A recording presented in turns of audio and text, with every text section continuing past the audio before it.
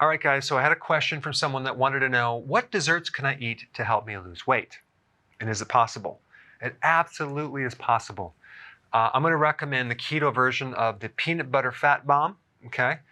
Strawberry cheesecake, you can do that. Brownies, chocolate chip cookies. I mean, these foods taste almost identical to the sugar version, just without the sugar. Shortbread cookies, which are to die for. Pound cake muffins, how about that?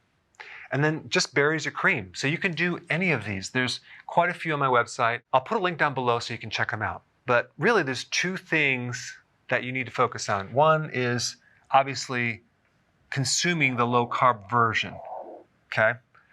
We've spent a lot of time to come up with these recipes to make them taste really, really good, so you'll enjoy them. But they're all low carb. Second point that's really, really important is they must be high in fat. Now, if you do a low-fat version of a dessert or a snack, the problem is you're going to be hungry. You're not going to be satisfied. And if you combine that with high sugar, like in low-fat and high sugar, now you're really going to be hungry probably a half hour after you consume it. So you want a high-fat dessert as the key to be able to do intermittent fasting so you can go longer. You don't want to do these desserts unless you're also doing intermittent fasting. Why? Because every time you eat anything that has any calories, you trigger insulin.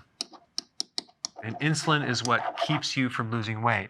So we want low carb, which lowers insulin, and we want intermittent fasting.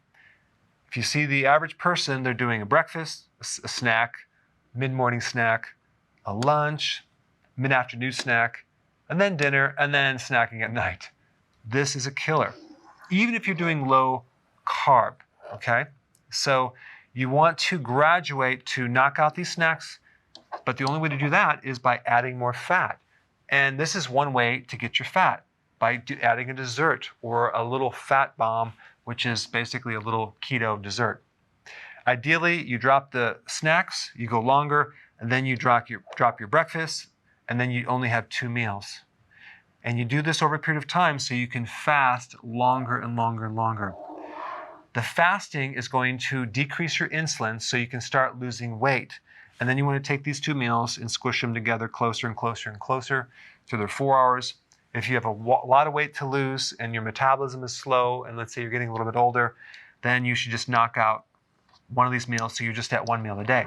And don't be afraid to consume a good amount of fat or even a dessert at that 1 meal. So that will help you lose weight. So the key is intermittent fasting, infrequent eating, and low carbs.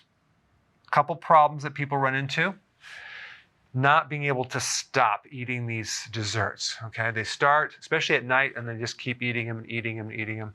So this is a problem. You just want to be able to control the amount. So don't consume more than 2 to 3 cookies, or let's say you're doing a little brownie or a fat bomb. Just don't go over 2 to 3 per meal. The other thing that's a problem is the snacking that people do in between the meals. This is the number one thing that prevents people from losing weight, even on keto. It's the snacking between the meals. And it could be even the little things as well. So this is why you need some fat, or a fat dessert or a fat snack at the end of the meal, not between the meal. So if you're hungry between the meals, just increase the amount of fat at the end of the meal so you can go longer without needing to snack. A lot of times people will snack without even being hungry. So you're just going to have self-discipline to not do that anymore. Another mistake is that people omit eating nutrient-dense foods. They're doing dirty keto, which is a unhealthy version of keto, getting some of the benefits, but not the full benefits because they're not doing enough salad or vegetables. They're not doing organic, because these nutrients are really important in correcting insulin resistance. And that's going to really help you lose weight as well, especially if you're kind of plateauing.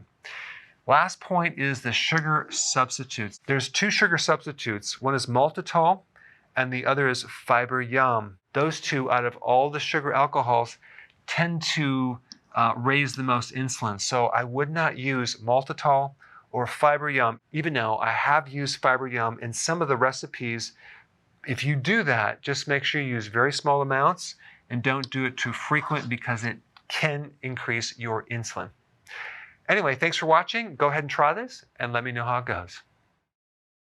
Hey, if you're liking this content, please subscribe now, and I will actually keep you updated on future videos.